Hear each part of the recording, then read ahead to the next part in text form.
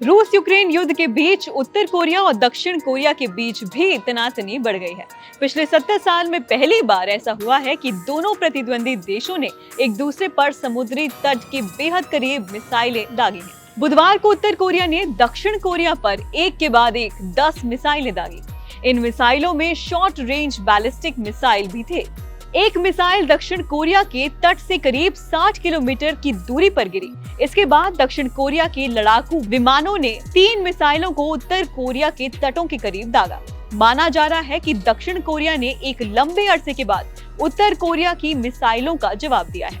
हालांकि उत्तर कोरिया और उसका सन की तानाशाह किम जोंग उन अपनी मिसाइलों के लिए हमेशा से चर्चा में रहता है। अमेरिका की एक न्यूक्लियर सबमरीन भी इन दिनों दक्षिण कोरिया में प्रशांत महासागर में तैनाती के लिए पहुंच गई है। अमेरिका और दक्षिण कोरिया के बीच होने वाले इस युद्धाभ्यास के चलते ही माना जा रहा है कि उत्तर कोरिया ने दक्षिण कोरिया के तट के बेहद करीब जापान सागर में मिसाइलों को दागा है। ये मिसाइलें दोनों पड़ोसी देशों के बीच NLL यानी कि नॉर्दर्न लिमिट लाइन के बेहद पास गिरी। NLL दोनों देशों की सीमाओं पर नियंत्रण रेखा मानी जाती है। करीब 70 साल पहले यानी कि 1950 और 1953 में उत्तर और दक्षिण कोरिया के बीच भयानक युद्ध हुआ था। इसके बाद से ही कोरिया प्रायद्वीप में दोनों देशों के बीच तनातनी चलती रहती है। उकसावे के लिए उत्तर कोरिया लगातार मिसाइलों का परीक्षण करता रहता है। ये मिसाइल जापान सागर और पूर्वी सागर में जाकर गिरती है। लेकिन कोरियाई युद्ध के बाद पहली बार ऐसा हुआ है कि उत्तर कोरिया ने NLL के दक्षिण में मिसाइलों को दागा है। यही वजह है कि दक्षिण कोरिया ने भी NLL के पार उत्तर में F-16 और KF-16 फाइटर जेट से एयर टू सरफेस मिसाइलों को दागा है।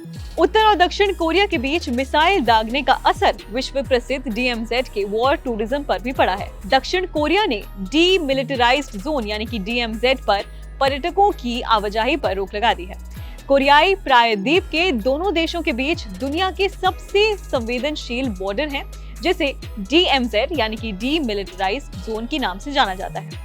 NLL इसके बीच से गुजरती है। DMZ को दक्षिण कोरिया ने एक पर्यटक स्थल के तौर पर भी तैयार कर लिया है, जहां दुनिया भर के टूरिस्ट नॉर्थ कोरिया की एक झलक देखने के लिए आते हैं। लेकिन आज दोनों देशों के बीच हुई मिसाइलों की बारिश के बाद दक्षिण कोरिया ने DMZ को पर्यटकों के लिए बंद कर दिया है। वर्ष 2017 में जब उत्तर कोरिया ने सबसे लंबी विश्व युद्ध की इंटरकॉन्टिनेंटल बैलिस्टिक मिसाइल दागी थी और दक्षिण कोरिया से जबरदस्त तनाव चल रहा था, तब ABP न्यूज की टीम ने DMZ से रिपोर्टिंग की थी।